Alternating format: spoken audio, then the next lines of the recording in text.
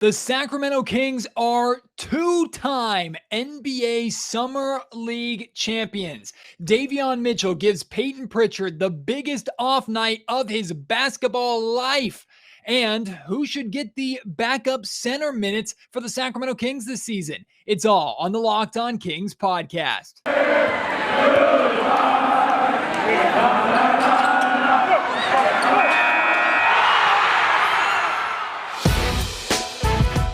It's the Locked On Podcast Network, your team every day. You are Locked On Kings, your daily Sacramento Kings podcast, part of the Locked On Podcast Network, your team every day. And now, ladies and gentlemen, it is that time for another episode of Locked On Kings. Hello and welcome into the Locked On Kings podcast, your podcast hub for Sacramento Kings coverage all regular season and all off season. If you're looking for in-depth analysis, game-by-game breakdowns, highlights, interviews with local and national experts, full coverage of the 2021 NBA Summer League champion Sacramento Kings, this is the place for you, part of the Locked On Podcast Network. My name is Matt George. I have the privilege of being your host here. I've been a Sacramento Kings media member for the last 7 years. This will be season number 8 for me covering the Kings, both as an on-air host and multimedia journalist. And YouTube viewers, it's clear for you to see, but audio listeners, just so you know, I'm donning my purple robe right now, feeling kingly tonight here in Sacramento, as it's not too often that the Sacramento Kings win big games. It's certainly not too often that the Sacramento Kings win a championship, but for the second time in the last 10 years, less than 10 years actually, the Kings have won the Summer League. Last time was 2014, and they did it again here this in our year 2021, and they did it on the backs of defense, defeating the Boston Celtics 100-67. This is a 40-minute Summer League game, 100-67. The final score kind of tells the story of this game, but what it doesn't tell is how this game got started. Sacramento was obliterated in the first couple of minutes of this game. The Boston Celtics came out of the gate hot, especially Neesmith shooting from three-point range. They were down 12-2 after the first couple of minutes, and I made a joke on Twitter. You know, the Bobby Jackson and the Sacramento Kings are putting the Celtics right where they want them, lulling them into a false sense of security only to jump on them. And that's exactly what the Sacramento Kings ended up doing. They took a timeout, came out of that timeout. The defensive intensity ratcheted up, and the entire game from that point on was all Sacramento Kings. There was nothing that the Boston Celtics could do to handle Sacramento's defense, especially Payton Prichard. He couldn't do a thing with Davion Mitchell on him. And truthfully, Davion Mitchell is going to give Payton Prichard nightmares, or probably gave Payton Prichard nightmares that are going to be tough for him to get over for the next couple of weeks or the next few games at the very least. I have to imagine that anytime Payton Prichard touches a basketball and looks up, he might see a flash of Davion Mitchell and instantly start to sweat. And I guarantee you, when the Kings and the Boston Celtics play each other this season, Payton Prichard might not want the smoke when it comes to having to guard Davion Mitchell. There's a reason why Davion is called Off Night. It's a nickname that is more than appropriate because he gives guys who are expected strong players, strong contributors, off nights. 6 points. 6 points for Payton Prichard. 6 points after Prichard scored 92 points in a Pro-Am game not too long ago. Now, of course, Pro-Am competition versus NBA level competition, very, very different. But to put that into perspective also, Prichard coming into this Summer League championship game was averaging 20 points per game, was shooting 51% from the field, 55% from three-point range, and averaging just 1.3 turnovers a game. In the championship game, the biggest game of Summer League, 6 points, and more importantly, 6 turnovers. The Kings as a whole forced 25 turnovers in this game, scoring 36 points off of those 25 turnovers, and had 14 steals. They won this game with their defense. They've won every single game in this Las Vegas Summer League. Remember, they lost both the California Classic games, but they went perfect in Las Vegas because of their defense. And they were losing or missing a large offensive contributor in Chimezie Metu, who did not play because of suspension for throwing the punch in the Dallas Mavericks game on Sunday. They were lacking his scoring, and they needed to make up for it with their defense. And this is the classic cliche of defense wins championships. Of course, that came true tonight, but also the classic cliche of defense leads to offense, right? We saw it firsthand. The Kings getting steals, getting out in transition, getting easy buckets, putting the Celtics on the back foot the entire night, and Boston couldn't do anything about it. Davion Mitchell is phenomenal. He is phenomenal. And I retweeted, and you can check them out on my Twitter, at MattGeorgeSac, SAC.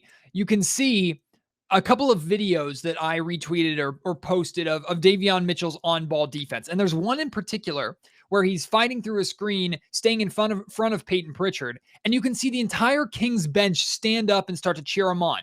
You don't usually see that. Like, that's the kind of thing you see when a guy hits a nasty step back three off of a crossover, breaking someone's ankles, or has a dunk, right? You see that kind of bench reaction and bench celebration, typically for an offensive play. This Kings bench was celebrating Davion Mitchell fighting through screens and absolutely locking up Payton Prichard. And this was in like the first or second quarter. Davion Mitchell's defensive intensity, his on-ball defense, the effort that he gives inspires everybody around him. And this entire Kings roster, I'm not going to say they were as good as they were defensively this summer league just because of Davion Mitchell, because that entire team bought in to playing hard defensively, and that's what got them this summer league title. But Davion, the way he plays is contagious. You want to match it. You want to top it, even if you can't. But you certainly don't want to look like the guy who's playing next to Davion, who's giving half-ass effort, because when Davion's giving his full effort that he's known for beside you, it's going to expose you pretty quickly. That's something I expect to affect De'Aaron Fox, affect Tyrese Halliburton, affect Buddy Hield, affect a lot of players on the main roster. I cannot wait to see Davion Mitchell with this main roster. Absolutely cannot wait for it, because he's going to be so good. He's going to be oh so good. And the Kings just need to flat out find a way to play him. They need to find a way to play him. And I'm trying really not to overreact too much to Davion Mitchell being the best player on a Summer League team, even though he didn't win the Summer League MVP. That went to Lewis King, who we'll talk about here in a second. But the way Davion plays and what he showed is that the hype around him defensively coming out of college into the NBA is real. And he's able to lock up the best players on opposing teams. Now, that was at the Summer League level, but I expect him to be able to, if nothing else, bother and harass some of the best guards in the league at the NBA level. I can't wait to see what he does against Steph Curry. I can't wait to see what he does against Jamal Murray, what he does against Damian Lillard, what he does against Chris Paul, Devin Booker. I cannot wait to see what he does against De'Aaron Fox, how he makes Fox better, how Fox makes him better. Because you best believe Davion Mitchell has played some very, very talented players in his time. He's played against Tyrese Halliburton. They played against each other in college. But I don't know if Davion Mitchell has ever played against or tried to guard someone to the caliber of De'Aaron Fox in terms of just speed and raw athletic ability. That's going to make Davion better. And Davion's mentality is going to make the rest of this roster better. I'm not going to go as far as to say that with Davion Mitchell on this team, that the Kings will be in the top half, not the bottom half, the top half of the league defensively. But I think they're in their best position just with Davion alone to get there. Plus the additions they made, bringing back Mo Harkless, the addition of Alex Len, maybe even Tristan Thompson to some capacity. I think this Kings team can finally lean on a defensive identity because they seem to have the personnel to be able to do it. And I also made the joke that maybe the Kings drafted Davion Mitchell just because they didn't want De'Aaron Fox to have to go against him. And honestly, if that were the case, if it came out that, no, Monty McNair drafted Davion Mitchell just because he didn't want Team A or Team B to draft Davion and the Kings to have to play him, I mean, I might understand that completely, to be honest with you, based off of how Davion's playing.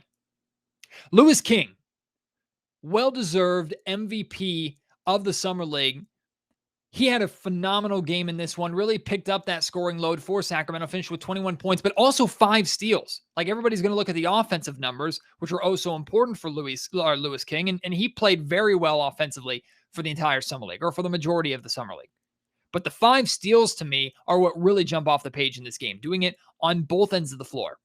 But the question is, will Louis King get any main roster opportunities? He's one of the two-way contracts that the Kings have. So he will be spending a lot of time practicing and playing with the main roster. But will he get minutes?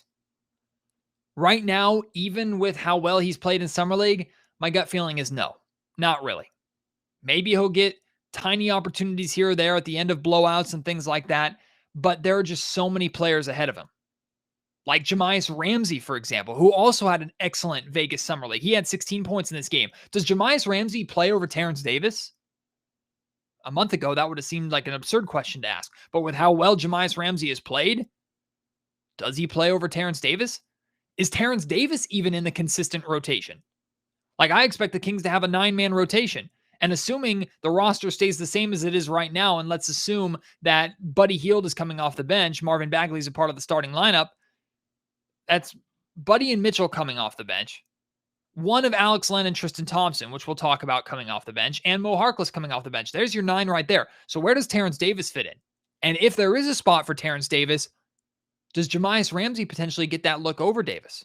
I think he's earned a shot, and maybe that'll be decided with training camp. And speaking of training camp, I really hope Emmanuel Terry gets a training camp invite. He has been so good and so energetic and fun and consistent during this Summer League period. But here's the weird thing. I hope that Emmanuel Terry doesn't get an invite to Sacramento's training camp. Or if he does, he turns it down to go to another training camp. Because I think Emmanuel Terry deserves a legitimate shot to make a roster. And with how loaded this Kings front court is right now, he has no chance to make this roster. With as good as he is, he has no chance. Now, I would love to see him on the Stockton Kings doing great things for head coach Bobby Jackson, which, by the way, congratulations to Bobby Jackson, his first ever head coaching gig, and he wins the whole damn thing. Good on you, Bobby. But Emmanuel Terry, I think, deserves a shot to actually make an NBA roster, or if nothing else, be a two-way player.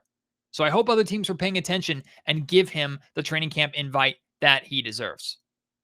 A little bit later, towards the end of the podcast, we'll look at which players deserve training camp invites in general on this Summer League roster.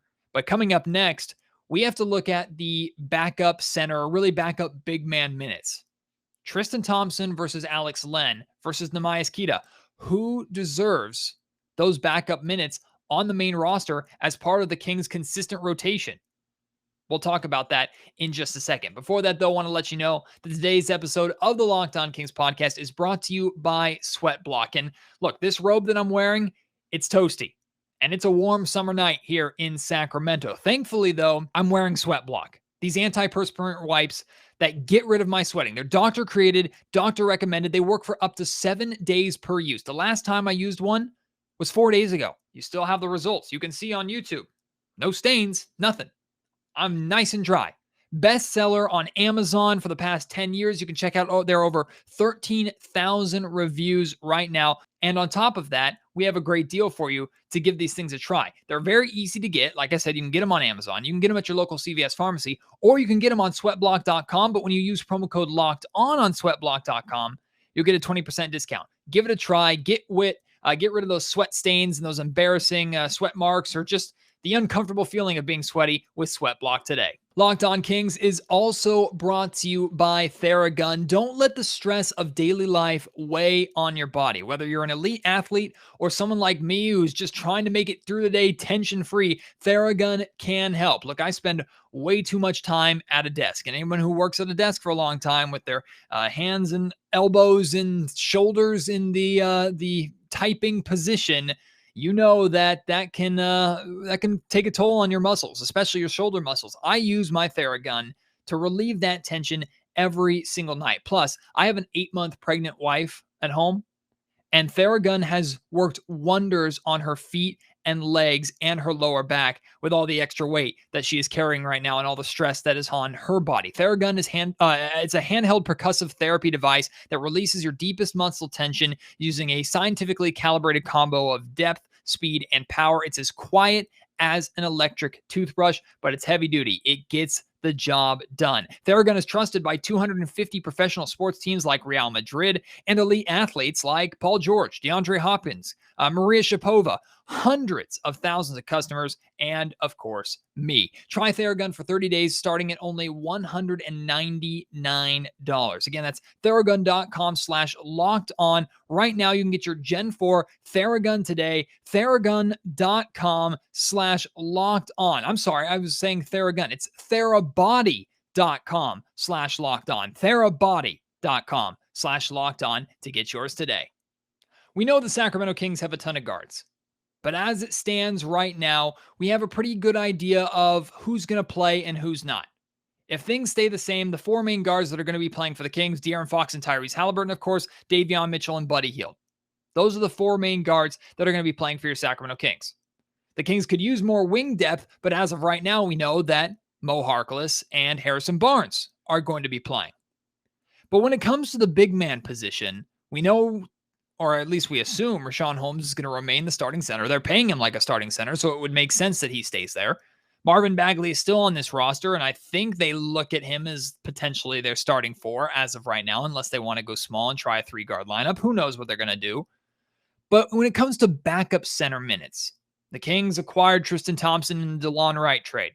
The Kings signed Alex Len. They drafted Neemias Queta, who's on a two-way contract with their second-round pick this year. Kings have a lot of options at that big man spot. Really, it's Alex Len, Tristan Thompson, and Neemias Queta that we're trying to figure out, or Queta rather, we're trying to figure out which of those three should be the most consistent backup center. Now, things are going to change with certain matchups, right? If the Kings are playing a team like the Memphis Grizzlies, who now have Steven Adams, maybe Alex Len makes a little more sense to be able to handle the physicality of Steven Adams. Or there might be more a need for rebounding. That's where you'd go the Tristan Thompson route. But overall, for the Kings' consistent rotations, for the most part, which of those three should get the majority of those rotational minutes? And I want to hear your thoughts on this. At Matt George, Sack on Twitter. You can email me, mattgeorgesports@gmail.com. Let me know who you, if you were Luke Walton, would give these backup minutes to. Because I can make a case for all three, although my pick personally is Alex Len. A lot of it had to do with how well he played with this Kings roster that looked different, sure, but the core for the most part was still here when he was here a couple seasons ago. We know that Alex Len can play alongside De'Aaron Fox and Buddy Hield. And I have no doubt that he can play alongside Tyrese Halliburton because Tyrese can play with everybody with just his high basketball IQ and how he plays. Plus, we've seen Alex Len successful with Harrison Barnes as well. So I know how Alex Len works with this roster. I've seen it before. I like Len's physicality. I like his presence in the paint. Maybe he's not known as an elite rim protector, but he's physical. He changes shots, and he sets damn good screens. Good, hard screens that create separation for ball handlers, and he creates great separation for shooters and off-ball screens. Go back and watch some highlights or watch some games of when Alex Len was playing here in Sacramento and just look at how much space is created for De'Aaron Fox. Combination of Fox's quickness with the big body of Alex Len that's really tough to go over the top of or get around. It's a recipe for success for Sacramento. So I personally would pick Alex Len to get those minutes and to get that opportunity most consistently. Plus, I like his toughness that he brings. That mentality, that take no garbage attitude, that dog mentality that Alex Len has. But I also understand why Tristan Thompson could be an option. Tristan, a little thinner, but has experience with big minutes as a starting caliber big man on championship teams. We know how important he was to the LeBron James-led Cleveland Cavalier teams. And Tristan Thompson absolutely gobbles everything on the glass. He's a great rebounder, has a great knack for rebounding, and we know rebounding has been a weakness of the Sacramento Kings team, particularly giving up too many offensive rebounds. Tristan Thompson would help with that. I'm still personally picking Alex Len over Tristan Thompson in this scenario for the most part, but I understand the appeal of Tristan Thompson. I also don't believe that Tristan Thompson is going to be a King for that long. I think the Kings will trade him before the trade deadline this year. I believe that. That's just my personal opinion. And then there is Neemias Queta. I always want to say Queta. I'm sorry. Neemias Queta. He's just not ready. He's just not ready. He had some good moments in Summer League, but he's a two-way player. And the reality is the Kings are trying to win enough games to make the playoffs right now. And even if Queta had a very strong showing in Summer League, even if Queta was an analytical darling in college and is a natural 7-footer and does a lot of the things that the Kings need, or at least he did at the college level, he has a ways to go. And I believe Alex Len or Tristan Thompson give the Kings a much better chance of making the playoffs or having enough of an effect to give the Kings a chance to win games and make the playoffs than Queta does at this point in time. That's my personal opinion. I like what Queta does. I think he can develop into a very solid rotational center for the Kings. Very solid. But not right now.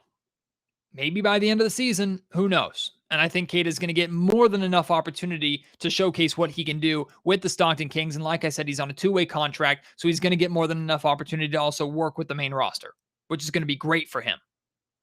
So Queta is just not there yet. But I could imagine him leapfrogging them both in a year or two, depending upon how his development goes. So my pick out of the three to get those minutes is Alex Len. What is yours? Let me know at MattGeorgeSac, SAC on Twitter. Email me, mattgeorgesports@gmail.com, or if you're watching on YouTube, leave in the comment section down below. Coming up next, we'll look at or talk about briefly which Kings from this Summer League roster deserve training camp invites. We touched on this a little briefly already. And as I prepare to do some deep dives into NBA or former Sacramento Kings playoff series, which series would you like me to focus on? Which series would you like me to talk about, go in depth about, relive with you? That's coming up next. Today's episode of the Locked On Kings podcast is brought to you by Built Bar. Did you see the video that came out of BYU? The Built Bar, who sponsors BYU athletics, paying for the scholarships or paying the year's tuition for all of the walk-ons on the BYU football team. It's a really awesome video. You can go and check that out. Just one of the many reasons why you love Built Bar, or why I love Built Bar. But mainly the reason why I love them so much is because their products are just damn good, especially the Mint Brownie Bar. The Mint Brownie Bar is the best. Built Bar, it's the protein bar that tastes like a candy bar. They're covered in 100% chocolate. Their flavor profiles are, it's a large variety, and they're all delicious. Flavors like mint brownie, like double chocolate, like strawberry, like orange, like cookies and cream. And the best part is these bars are good for you. 17 to 18 grams of protein, calories ranging from 130 to 180, only 4 to 5 grams of sugar, and only 4 to 5 grams of net carbs. Amazing flavors, all tasty and all healthy. Go to Built.com, use promo code LOCKEDON, and you'll get 15% off your order. Again, that's promo code LOCKEDON for 15% off at Built.com. And today's Locked On Kings podcast is brought to you by betonline.ag. Hey, your Kings are Summer League champions. The only thing that could have made it better is if you made money on the Kings being Summer League champions. And maybe you made a lot of money on Summer League. Hopefully you didn't lose a lot of money on Summer League action. And if you're going to sports gamble, if you're going to play, make sure you're playing on betonline.ag, the fastest and easiest way to bet on all your sports action. With baseball season in full swing, NFL season coming up, the preseason just about to really get underway. There's no better place to track all your action than on BetOnline. Get all the latest news, odds, and info for all your sporting needs, including baseball, basketball, football, hockey, soccer, UFC, MMA action, golf. They have it all. Before tip-off or the next pitch, head over to BetOnline on your laptop or mobile device and check out all the great sporting news, sign-up bonuses, and contest information. Head to the website or use your mobile device, sign up today, and you'll receive a 50% welcome bonus on your first deposit when you use promo code LOCKEDON at BetOnline, your online sportsbook experts. So to me, there are 8 players on this Sacramento Kings Summer League roster that I feel deserve training camp invites. Now, some of them are obvious, and not all of them are with the Sacramento Kings. But the obvious ones are Davion Mitchell. Duh, of course. Louis King, who's on a 2-way contract with the Kings. He's going to get a training camp invite. Same thing with Neemias Queta. Jahmias Ramsey, obvious. He deserves a look, and he's obviously under contract for the Sacramento Kings. He'll get a training camp invite. Chimezie Metu, he'll get a training camp invite. Robert Woodard, to me, isn't a question mark, but I know is a question mark to others because he didn't perform that well in Summer League, but he is still under contract. I like Robert Woodard a lot. I still think he can be something for the Sacramento Kings. I think he'll get good opportunities to play at the G League as well this year and hopefully put up some good numbers and get some good reps with Stockton. But Robert Woodard, in my mind, absolutely deserves an invite. Two other names, though, Matt Coleman and Emmanuel Terry. These two, I don't think should get training camp invites from the Sacramento Kings. But I think they will get training camp invites elsewhere. And in fact, they both deserve to get training camp invites next or elsewhere. And I'm not saying the Kings shouldn't give them invites because they don't deserve it. They played well enough, I think, to get invites. But like I talked about a little bit earlier, especially with Emmanuel Terry, I don't know where these guys have a chance of making this roster. Coleman and Terry are coming into Sacramento training camp, looking at the roster and going, okay, we're just kind of here to impress some people, hopefully, and then we're going to the G League. We're probably going to Stockton. There's really no route for either of them. Now, usually the route for training camp invitees from Summer League rosters to get actually onto a main roster, usually it's a very, very, very steep uphill battle. But I would say for those two of them in Sacramento, there's really no chance. As good as Emmanuel Terry played, there's no chance he's beating out Queta. There's no chance he's beating out Len. There's no chance he's beating out Thompson. There's no chance he's beating out Rashawn Holmes, Marvin Bagley. There's not. Let's just be real. Same thing with Matt Coleman. There's so many shooting guards on this roster. He's not going to get an opportunity here. So I hope those two get training camp invites elsewhere because they were very impressive and a very important part of this 2021 Summer League champion Sacramento Kings team.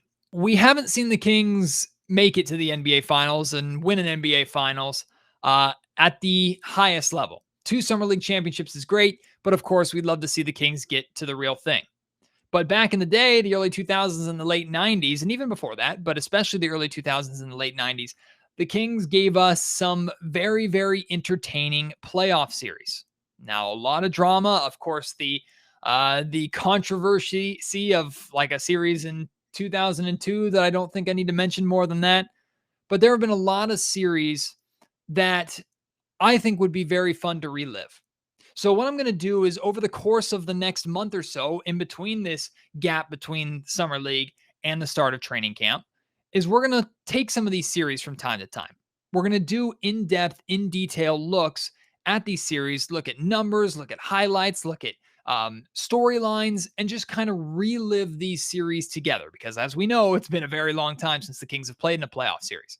So if there is a series in particular that you remember, have fond memories of, or maybe you're just curious about, want to hear more about, let me know at MattGeorgeSac on Twitter, MattGeorgeSports@gmail.com, or leave it down in the comment section below on YouTube. Let me know which series you want me to go in depth on. And yes, I will go in depth on the 2002 series if you want. Although if that's what you're looking for, I did a 3-part audio documentary last summer during the pause of the NBA season.